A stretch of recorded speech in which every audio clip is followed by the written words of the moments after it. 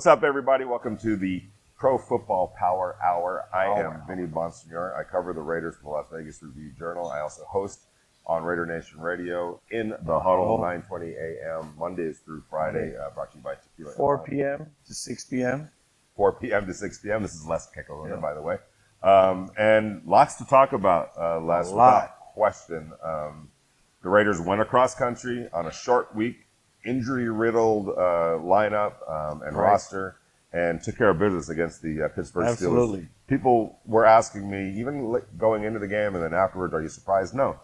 Actually not. I feel like the Raiders are the better team than the Pittsburgh Steelers, even with the injuries. Right. And I felt like they were going to show that. I believe they did, Les. Yeah, they did, defensively, offensively, and on special teams. You need all three units, obviously, working in unison. It's something that the Raiders haven't had for at least since I've been covering the Raiders. Offensively, they've been good. And special teams-wise, they've been good as well. They just haven't been able to rely on that defense. And twice now, we've seen the defense step up. Yeah, not just step up, but be able to be relied on. And I say it because of this. They got off to a slow start offensively against the Baltimore Ravens, and the defense said, don't worry, we're going to take care of business until you guys can get things together. And then Sunday, Les against the Steelers, the Raiders had to kick 3 field goals. They wanted to score touchdowns in the red zone. That didn't happen.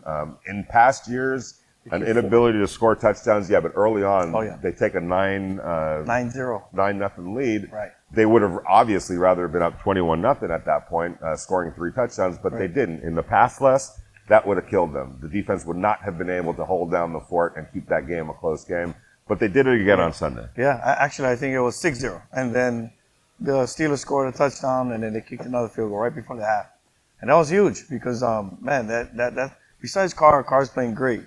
Our field goal kicker is playing extremely well. Carlson.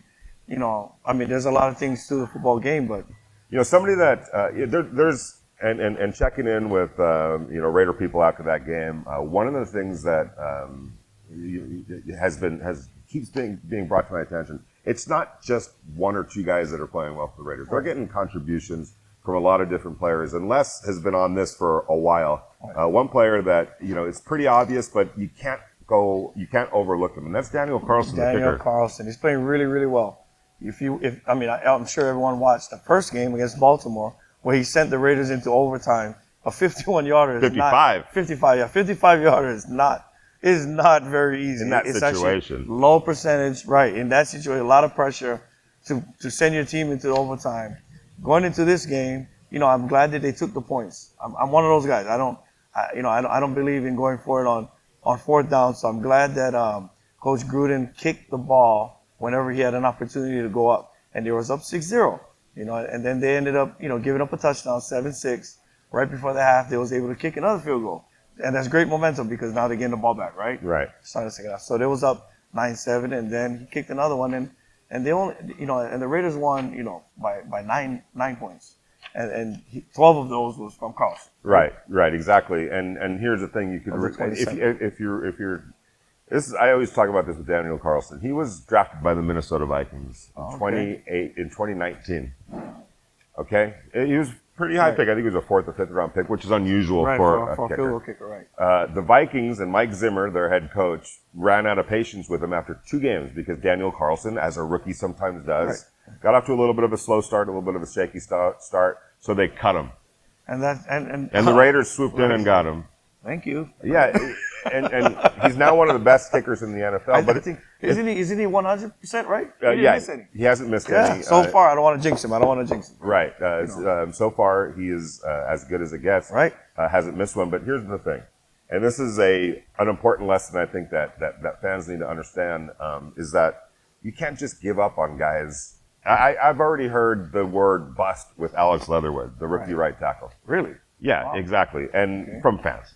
And he had a tough task against him the last 2 weeks. Yeah. Last 2 weeks wasn't easy. And fared okay. Yeah. The Raiders knew that they were going to have to grow with Alex Leatherwood. There was going to be some rough edges, and they're working their way through that. But you can't just give up on people immediately. Also, Andre James, he hasn't played great at center his first year at center, but again, as Les mentioned, two really difficult tasks against the Baltimore Ravens and the Pittsburgh Steelers. He's growing. He's getting better. The best thing for him is to play. But somebody on Twitter, Campbell, right? I mean, the first week he's going against Campbell. yeah, exactly. You seen that guy before? Right. How do we block that guy? Somebody right? else. When you ever go in a coaching staff, you're like, right. What do we do to block a guy like And this? trust There's me, no way. I'm sure the Raiders are like, that is the conversation going on. Yeah. 6'7", 6'8". But somebody on Twitter is like, is there a center that the Raiders could go get to replace Andre James? Like, Let's not hit the panic button so early, right? right. They've won 2 games. The Raiders played against 2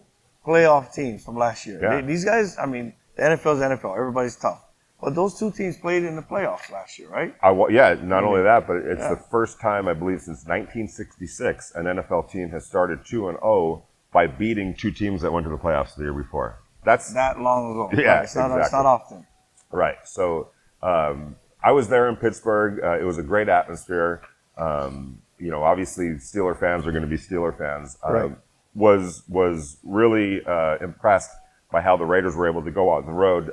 Remember last year, I went to all the road games. Right. It was quiet. It was like playing in a library because there were no fans. I was curious to see, all right, how's Derek Carr? How's the offense? How are the Raiders going to deal with now going back on the road with a full house of fans that, want nothing more than for you to lose, and they're saying all these crazy things? They responded pretty well. No, I think so. They played a tough team, a team with a lot of history of being a competitor for the Super Bowl.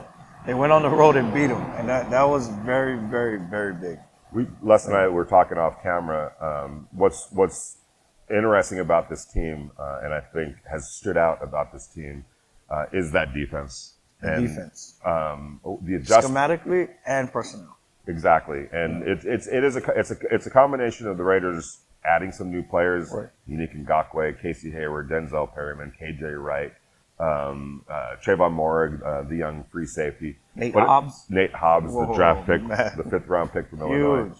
But it's also 2 other things. Obviously, the addition of Gus Bradley, that goes without saying. But it's also some other players that are carryovers that are just getting better. Trayvon Mullen has gotten better. Max Crosby has obviously gotten better. Jonathan Hankins is playing well. Unbelievable. I think he's a big part of why the defense is doing well. He's pushing that pocket up the middle, creating a double team, and it leaves the other 3 guys one-on-one with their guy. How about Solomon Thomas? Solomon Thomas is huge. I was big on him when the Raiders signed him. I was excited because I was able to watch him when he was in college at Stanford, and so I already knew what they had in him, and he was a high draft pick, and I'm just glad that he's playing well for them right now. All right, so 2 sacks. 2 sacks and that goes back to some of the feedback that I've been getting from the Raiders, which is getting contributions from a whole bunch of different people. Unique Ngakoue was hurt. He's dealing with a hamstring issue. It was obvious he wasn't 100% out there. Give him a lot of credit for playing. But you still got to account for him, right? Offensively, they got to account for him. No doubt about it. But at the same time, other people have to step up to kind of make up for what he's not able to necessarily do. Solomon Thomas. 80% of him is still better than 100% of a lot of other guys. Right. But it sure does help when a guy like Solomon Thomas can say, you know what, I got it today. I got you. I got it today.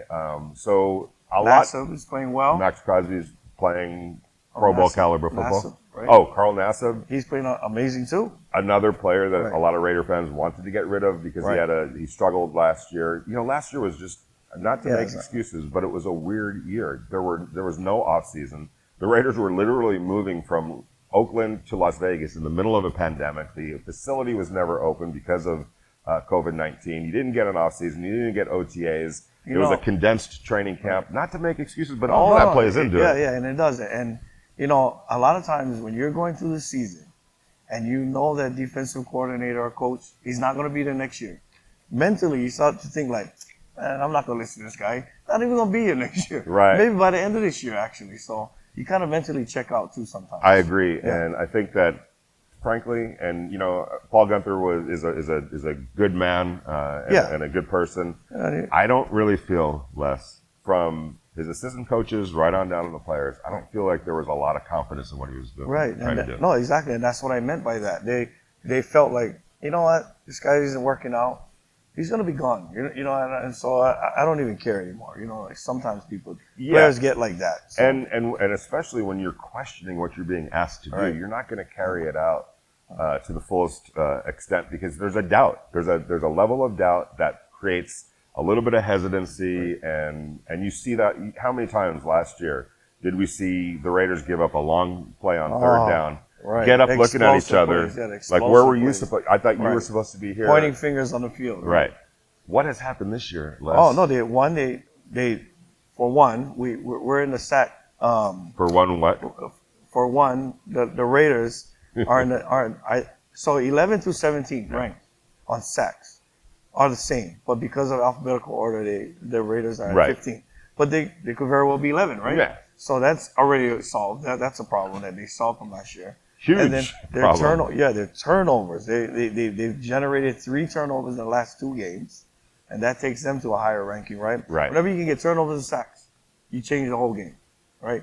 And I think that they brought 2 leaders in Ngakoue up front. Yeah. And maybe he's not getting sacks, but now other people are because the offensive line need to scheme against him. Absolutely. Right, and that opens up things for other people. And then you got Casey Hayward, right, who now can teach a guy like Trayvon Mullen how to prepare like an All-Pro because he was once an All-Pro. No himself, doubt about it. Right, so it helps. So having 2 leaders like that, Corey Littleton, who's a former Super Bowl Ram, he was with the Rams, and he made it to the Super Bowl, so he understands how to prepare and get to that point in the season. So that all helps at all 3 levels. They have some really good guys. The Raiders are 7th in the NFL in scoring, and they're 12th in points given up. Right. And that's after giving up 20 from 29, last place. Oh, well, yeah. Right, last season. 30 points a game that they gave up last year, 29.9, but it was 30 points. Right, 30 points. You can't survive playing that kind of a defense. You're going to lose the close games, and that's what they did last year, right? Whenever it got tight, because their defense gave up so much points,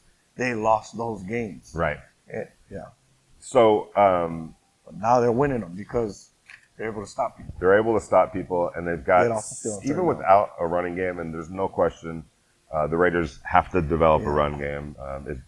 I think the combination of Josh Jacobs being hurt right now, a young offensive line that's kind of trying to still figure things out, plus injuries. Right. 2 brand new offensive guards, right? Two, yes, exactly. And a tackle in Leatherwood. And then Leatherwood gets hurt in the game on Sunday. So it's not where the Raiders want it to be, but they're winning number 1, and they're figuring out a way. Figuring a way out, right? And Derek Carr is playing well. Right? He's playing great. I also think that John Gruden is doing a really good job with the play calling. He understands that there's some issues right now on the offensive line, so he's kind of working around it. I think you're going to start seeing, until Josh Jacobs comes back, I think you're going to start seeing a little bit more of utilizing the short passing game in lieu of the run game. In lieu of the running game, yeah, that makes sense. But I got to talk to you about this, Les. It's 3rd and 10 in the 4th quarter, about 9 minutes left, a little bit over 9 minutes left of the game. The Raiders are up by 2 points. It's 3rd and 10. Momentum was kind of moving over to the Steelers side. You could feel it in the stadium. Like, okay. If they get a stop there, the whole game's different. Right. So the Raiders face a decision of, hey, maybe run a play to get the first down, kind of structure a play in that regard. Right. Or, they're at their own 39-yard line. It wouldn't have been the worst thing, the way the defense was playing. Get about 6-7 more yards, punt it, play the field goal position. Play field position, right. What do they end up doing, Les? Home run. Home run. They came out of the huddle. I'm sure. Oh, go ahead. Yeah, real quick. They came out of the huddle with that in mind. They wanted to put their foot on those Steelers' necks. Yep. Now you go ahead. I'm sure Ruggs has something to say about that. I'm pretty sure he said, "Hey, look, man, I'm open, and I can beat this guy. And they're leaving me on an island with this guy. I'm better than him. Put the ball out there. I'll go get it." And that's what he did. It was a 61-yard touchdown, but it was such a there's so many layers to that play.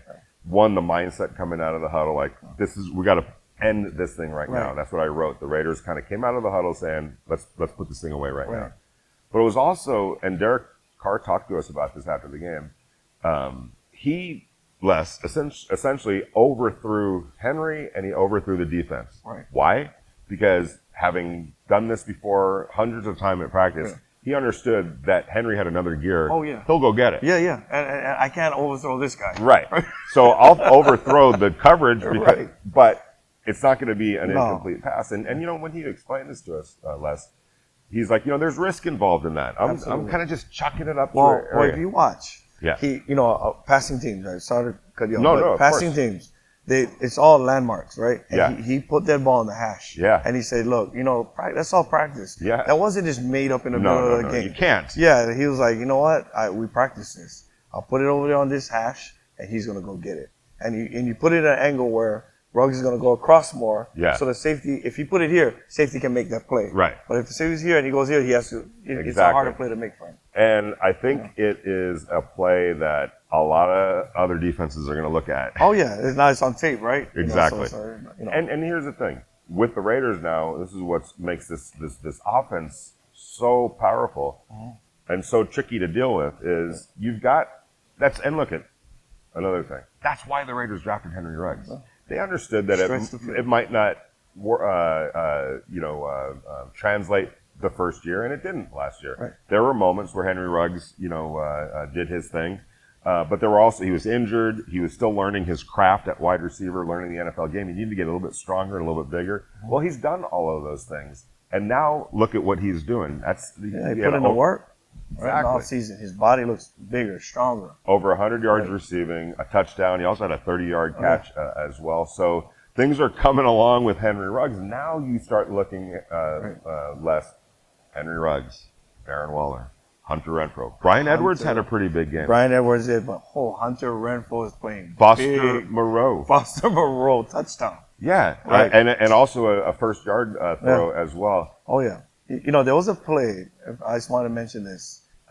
It's in the third quarter, and the Raiders were up 9-7, and Hunter Renfrow made a huge catch.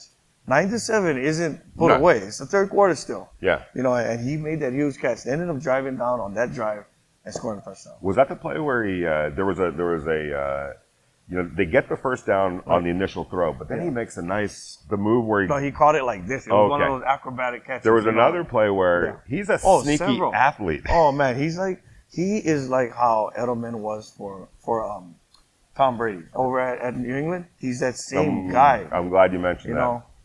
Because in the Raiders building, reliable guy. that's who they're trying to figure out a way to become an Edelman type guy. Invaluable gold to have guys invaluable. like He makes all the dirty catches, all the tough ones in the middle. Linebackers crossing his face.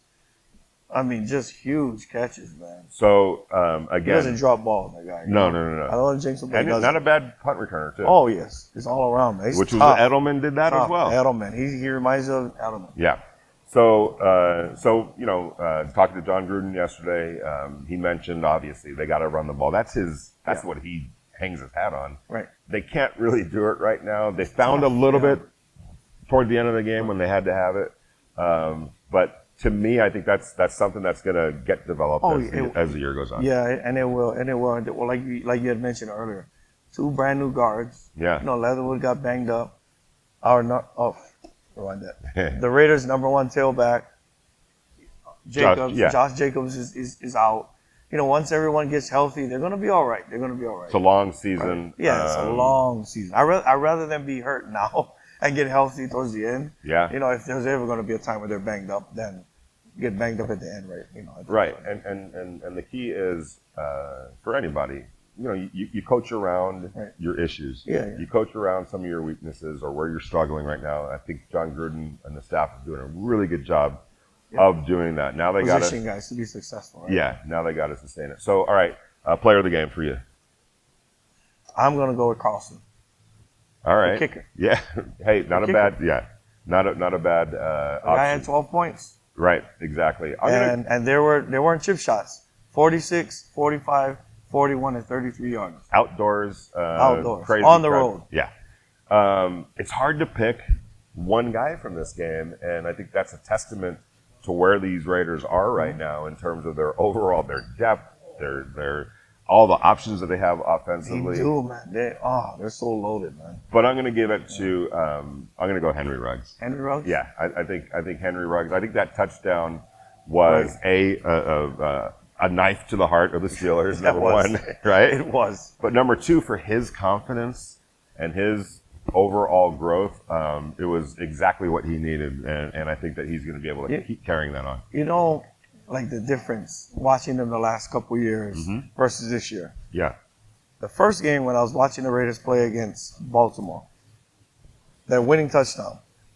Whenever Carr threw it up, I almost felt like somebody's open as a touchdown. Yeah. Last year was like, oh no, like it's That's an a great interception point. coming. It's an interception coming. That's a great point. Same thing like Ruggs. When I was watching the game and he threw it up, because at the time the screen's here, Yeah. you can't really see who's. I felt like there's somebody Something wide good's open. gonna happen. Something touchdown. I stood up and I yelled touchdown, and he didn't even get to it, and then Ruggs, boom, gone. Well, we were in the. Just because it's a whole different feeling. It is, and this that's year versus huge right last year. there. When fans are, Right. because let's face it, I feel Raider fans. The last 2 years, like, oh no, Yeah. interception. And Raider fans, for longtime Raider fans, it's been 20 years now, where there's this feeling of doom and gloom, like something bad's going to happen. Yeah, and I think what Les is expressing is, and talking to What's Raider, optimistic now? yeah, exactly. So we were in the press box, and you can see exactly what was going on. We had a great vantage point of it, and Henry Ruggs literally put it into another gear. He go get did. that ball. He was like, threw it in a different gear. Yeah. So the Raiders are 2-0. I asked Derek Carr about this. Not a lot of people thought they'd be 2-0 right now, given who they started the season against, the short week, the injuries, everything that's been stacked up against them. Yet here they are, less 2-0. And when you asked me last week, what did I give you? What score did I give you?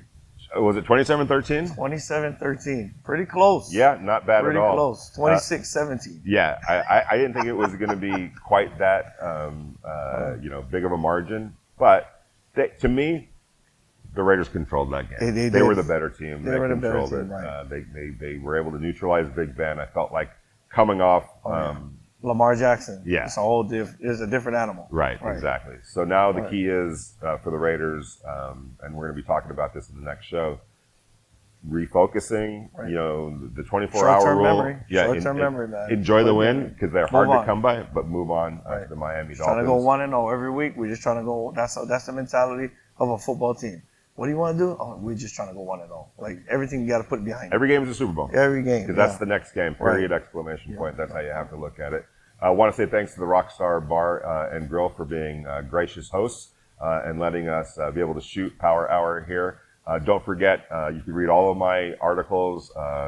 You can download the app Vegas Nation. You can go to vegasnation.com on the computer. The Review Journal. The Las Vegas Review Journal. We got you covered with photos, stories, videos, podcasts, the whole 9 yards. First-hand information. Vinny has them. There you go. Thank you very much. And in the huddle. And in the huddle, week or daily, Monday through Friday, 4 to 6 p.m. Pacific Coast time.